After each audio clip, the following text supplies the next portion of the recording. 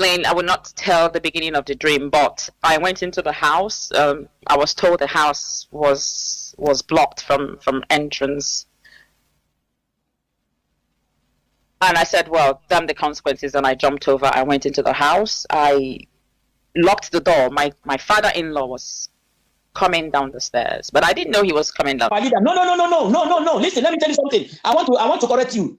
Yeah. Because whenever we want to talk about Uchechi, we cannot put Mazi inside. We are talking about Uchechi. I'm talking about Uchechi physically. Yeah. I know. Mana look, Mandela, sorry, Mazi, Mandela, no, 21 years, puta, dissolve, chupo, winnie, because he winning exactly here Uchechi. The reason why Mandela di chupo winnie Mandela wo exactly here Uchechi. Uchechi drana radio IPOB terrorist Nigeria. Na say I na ya roro ego gara na compound na kingdom or na agbachi regate agbachi, no way for her to enter. She forced herself to jump inside the compound or jump inside the compound. Then the king go mpama Nnamdi Kanu drukwe ya instantly mepe gate. Chupuya from the gate. Now, don't worry, everything will be all right. Everything will be all right. Mepe gate. Gate. The only time I had to shed a tear was when I told him my dream. The dream I had on the 27th of March. For the very first time, my father-in-law came to me. I told Onyendu the dream. So Papa came to me for the very first time. In fact, some days before the 27th of March, I was speaking, and I was just speaking because I usually speak to spirits. I just speak. And I said, oh, Papa, I've never seen you since you left. And the next night, he appeared to me. I will not explain, I will not tell the beginning of the dream, but I went into the house. I was told the house was blocked from entrance. And I said, well, damn the consequences, and I jumped over. I went into the house. I locked the door. My father-in-law was coming down the stairs, but I didn't know he was coming down the stairs. I heard his voice whilst I was turning the key. Explain, I will not tell the beginning of the dream, but I went into the house. I was told the house was blocked from entrance. And I said, well, damn the consequences, and I jumped over. I went into the house. I locked the door. My father-in-law was coming down the stairs, but I didn't know he was coming. Who has just come on board. Very enthusiastic to solve this problem. And then he has reached out to the IPOB. The IPOB and the religious and traditional rulers in Anambra State and the Southeast sat down and discussed with the IPOB. And they convinced them that the fastest way that Nnamdi Kanu can come out is a political solution. And they believed, and are ready to walk along that line. Then another group, another faction, which is led by somebody not even from Anambra State in the IPOB, and then some foreign supporters of the IPOB say no, they're not ready to dialogue with the state government. And state government says, well, if you are not ready to dialogue with us, we consider you as criminals and we'll face you. But you can see that they don't even have the capacity to face those ones. And they are still raining mayhem. Well, Chief. The governor doesn't have police, he doesn't have army, he doesn't have anything. Okay, we have to talk about the Southeast agenda now as we coast home, because this is a big one. We're quarter to 2023, as I like to say. So it's important to at least keep tabs with the moves. The allegations of IPOB and all of that. But IPOB has come out and emphatically said, and I believe them, that they are no longer part of this criminal gang, as it were. And they are now working with us. And we'll probably see their own actions in the next few days, and the people are waiting to see what they can or cannot do to join us. And we called on them on the day of our inauguration that if you are not part of this, come. They told us, they came to us and said we should, the governors came, not the army now. The governors came and said we should hand over Eastern Security Network to them so that they will be paying these young men salaries and put them on salary scale and the rest of it. And now they feel that they have gotten all they want. These men, this camp has become the expendable for them. Now they were able suddenly to be able to go in and attack and destroy this. Of course, it's good that they took away these billions that had been causing a lot of trouble for the Biafran people. But that is if they are not going to relocate them to another place and then begin to continue their trouble. But we are waiting for them, and we are ready for them. Of the autopilot is calling some men in our camps, and we have given an order in the ESN camp. Anybody that pick his call to bring it to any commander, the person should be executed. Anybody that pick his call to bring it to any commander, the person should be executed. Anybody that pick his call to bring it to any commander, the person should be executed. Because the person who says he's the leader of the autopilot is calling some men in our camps. And we have given an order in the ESN camp. Anybody that pick his call to bring it to any commander, the person should be executed. Anybody that pick his call to bring it to any commander, the person should be executed. Anybody that pick his call to bring it to any commander, the person should be executed.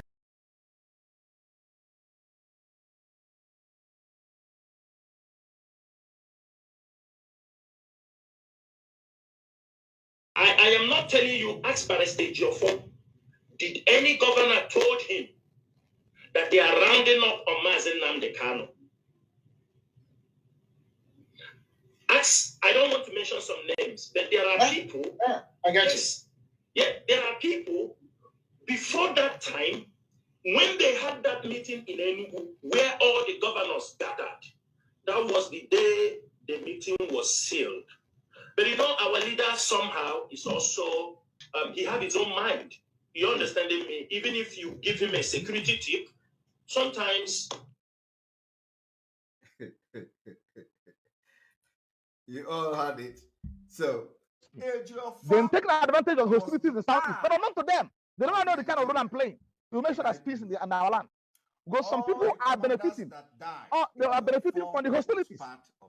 People who are apparently agents of foreign government. That I supposed to have a meeting on Sunday being 6th at 10 a.m. somewhere. I may not mention it here, but I'm waiting for them because I'm going to mention them that shut the whole world. If they are unable to investigate what all happened in my house, don't do this.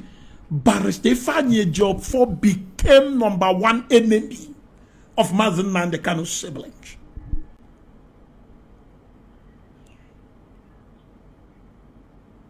And nke ebe okwu no wekpo toko bụ mgbe Barrister Ejiofor sue Ekperima, because most of you don't know what is going on. Mgbe Barrister Ejiofor jezi sue Ekperima, now, but the question is, don't go to this, but don't do this. Barrister Ejiofor became #1 enemy of Mazen Nnamdi Kanu's siblings.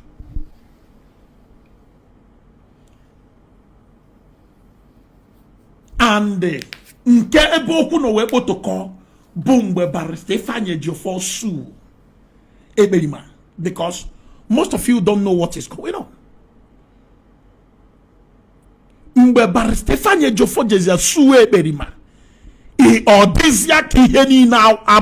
but the question is, every born Igbo man or woman will agree with me that Ekperima crime against Igbo, because Kanu is the one directing him on what to do. Let me repeat. Here is the message. No, let me not show. So his name will not show. He said, Ikenga, Uruago, what did I tell you? I told you Kanu will never speak against Simon's crime, against Ndibo, because Kanu is the one directing him on what to do.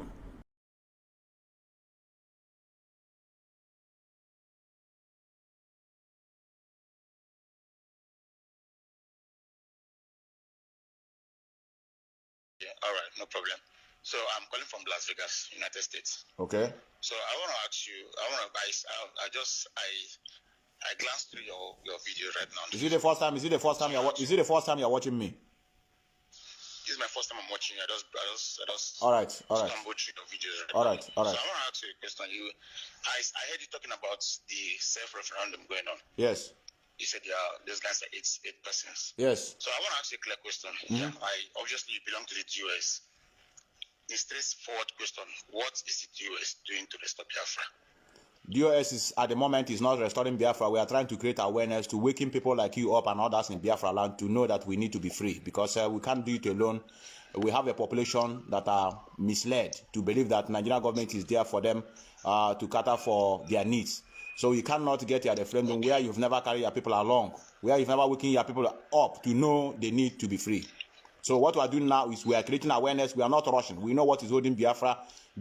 Well, what you must know is that Nnamdi Kanu is being held hostage on behalf of the famed unity of Nigeria.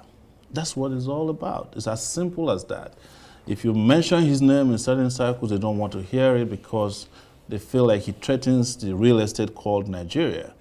And his Igbo makes it worse because Nigeria's DNA hates the Igbo for attempting, in the 60s and, towards the end of the 70s, to leave a country they said is no longer favorable to their existence.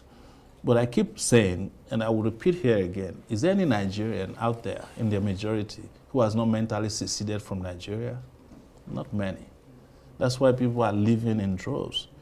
Each time you get on a plane leaving this country is full, each time it's coming back, probably full too, but it is those who are coming back to pack their things that are coming back. That's the way I describe it. But the truth is that Nnamdi Kanu has been held hostage. He was abducted from Kenya, extraordinary rendition. The fact that he's kidnapped from Kenya could not be explained shows that any judicial pronouncement or process after that is null and void. You cannot go and kidnap somebody and bring them before a court. And the courts have made it very clear, even up to the Supreme Court, that he did not jump bail. It was the military that went to his house to kill people, and then he escaped. And now you have brought him back. You ought to respect and restore his bail. That's what I told his lawyers. Why are you applying for bail again? Because the Supreme Court made all the pronouncements except releasing him. And I think it was because they were afraid. And that's why I say he's a hostage to this country. And like you rightly said, there are other people who have made even more egregious pronouncements and fought and carried arms in this country. And you have not treated them the same way because they're not Nnamdi Kanu's, their name don't sound East. And I'm not here to fetish being able. But the reality is that they are not treated fairly. And Nnamdi Kanu is part of the reason why that is clear to everybody. Right. And by the way, I must also reveal here that there are some Igbo elites who are behind this. Whenever there's a crime of conspiracy against freedom fighters, there are people inside and outside who are working together. So let me use this opportunity to thank Senator Ifeanyi Ubah. I want to thank him for his swift endeavor to facilitate my visit to my husband. Thank you very much, sir, for your kindness. And to other well-meaning Igbo politicians, governors, and elites who are concerned, I want to tell you something. A lot of these elites are concerned about this illegal incarceration of my husband. And they are taking several steps to secure the actualization of sitting at a table. But some of them prefer their names unmentioned. There is a man called Ejiofor that said it's from Italy. As soon as this whole thing started, he went about lying to the presidency of the zoo that he talks to me every day. I have never in my life spoken to Ejiofor before. I have not. He kept using the name of IPOB to extort money. Very comfortable individuals in and around the Nnewi during this period. He has been going around duping people, obtaining money from them with falsehood, because he claimed that he would defend their properties for them and prevent our angry young people from attacking them. And he told Asorok that we speak on a daily basis, that he is in control of what is happening on the ground. That was the man that when this whole thing started, he was the one that was seen distributing 20,000 naira each to some hooligans. Very, very sad indeed. Those people that later on decided to occupy the road leading from Onitsha to Owerri, that necessitated or warranted the order that I gave during one of our emergency broadcasts that they should clear from the roads, which they did. If you know this man, Ejiofor, who is from Nnewi, you go and warn him. All those stupid politics and games they play, we don't play it. We are IPOB. We don't play all those. They can play that nonsensical games with the hotelier. Not with us. Because we are very, very serious. If you have been duped with the name of IPOB, if you have been deceived into thinking that Ejiofor has the ear of anyone, not even the unit coordinator in his village, then you are grossly mistaken. We don't know who he is, and we do not care to know who he is. The people of Nnewi should please take note and stop giving him your money or allowing him access to whatever influence that he thinks you may be able to wield in Abuja based on these lies he's been propagating. We don't know who he is. You see this man called Ejiofor. It's not today this man started fighting Biafra, freedom, and Mazi Nnamdi Kanu. Mazi Nnamdi Kanu sent this warning before Ejiofor plotted for his kidnap with the Nigerian government, where Ejiofor was using Mazi Nnamdi Kanu's name to do people, lying that he always speaks to Mazi Nnamdi Kanu. The politicians are doing whatever they can to nail Mazi Nnamdi Kanu. What has happened to him? They are part of it. The politicians are doing whatever they can to nail Mazi Nnamdi Kanu. What has happened to him? They are part of it. They are working hard to make sure Mazi Nnamdi Kanu will not be released. To nail Mazi Nnamdi Kanu. The politicians are doing whatever they can to nail Mazi Nnamdi Kanu. What has happened to him? They are part of it. Terrorism Prohibition and Prevention Act says I cannot be tried in Nigeria. That's the law of Nigeria. I can never be tried in any court of law in Nigeria. That's what the law says. Anybody standing in trial or coming to try me is a terrorist. That's what their law says. As simple as not me. As simple as that.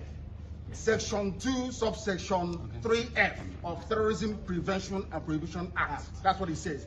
Any court considered to try me is committing an act of terrorism. Yes. Very clear.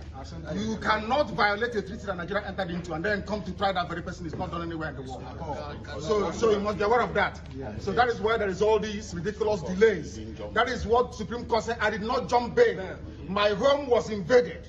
They came to kill me and I survived. They came to Kenya to kidnap me, brought me back to this country and seeking to try me, which the law says cannot happen. You cannot violate a treaty that Nigeria entered into and then hope to stand on that illegality to conduct a trial. Is not done anywhere in the world. I have it in my case. Nobody has, there's no exception. No exception whatsoever. That's what the law says. Section 12 of the Constitution, what does it say? Any treaty ratified by Nigeria becomes law. It's law. You cannot change it. It doesn't matter what they do. All these shenanigans is just pure rubbish. You never stand. Not with me. I believe in justice and fairness, that's all. Nigeria signed to extradite, not to rendition.